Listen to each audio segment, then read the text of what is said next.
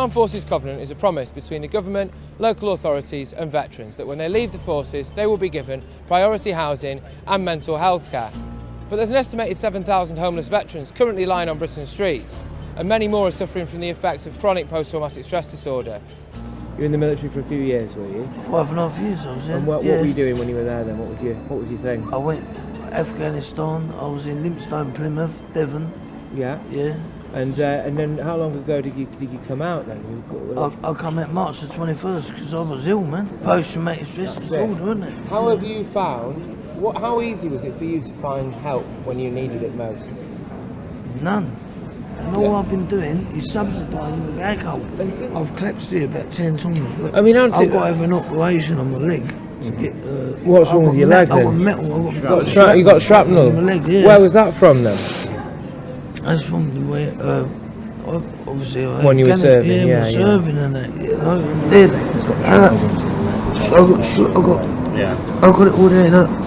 Oh, fuck me, mate. And then I've got it in my back as well, went through that, but it's all stuck in. Look at my legs. Yeah. Yeah. Do you know what it feels? You know what? Like 1 minute I'm up, next minute I'm down. 1 minute I'm crying, next minute I'm laughing. But I mean, and that's what you suffer from, don't you? Most of the people on the street thinks that we are looking after our veterans. When you see some of the things that are going on, the homelessness, well, obviously we're not. And if one veteran is homeless, then there's a problem. The problem we have with the military covenant is parts of it need to be changed so that priority is given all of the time to our armed forces veterans instead of every now and again or whenever the council feels like it. Now we have been told by the government that this problem doesn't exist. Well, I can tell you, speaking to these people, speaking to these charities, this is a very real problem on our streets. I wouldn't wish it on anybody. It was a dark time for me. It was a time that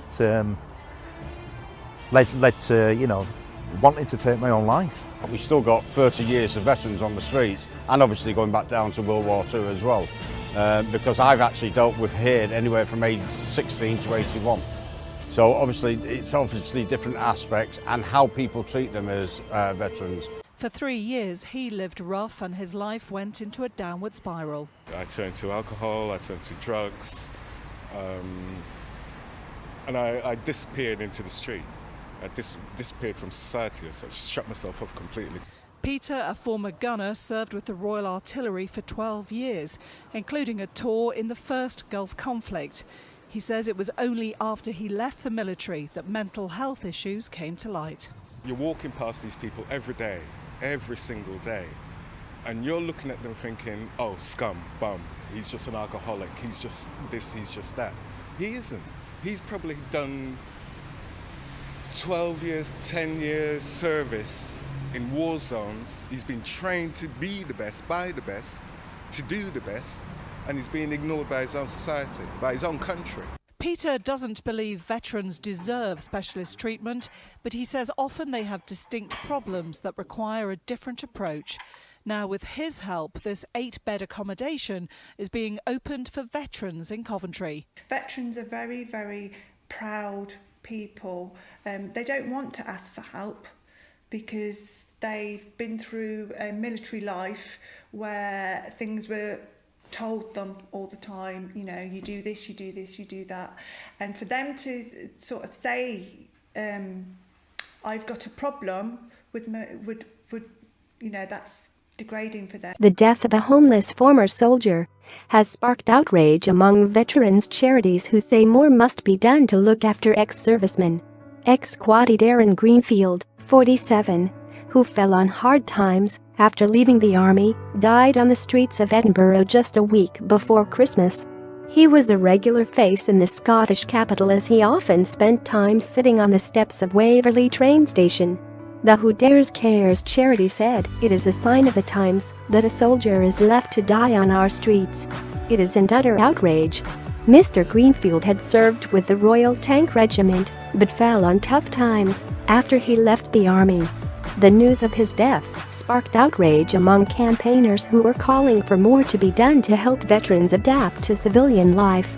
Military charities say at least 13,000 former soldiers are homeless, a record high. Tommy Davidson, the secretary of Answer Some Association Scotland, said, "We are all saddened by the death of Darren.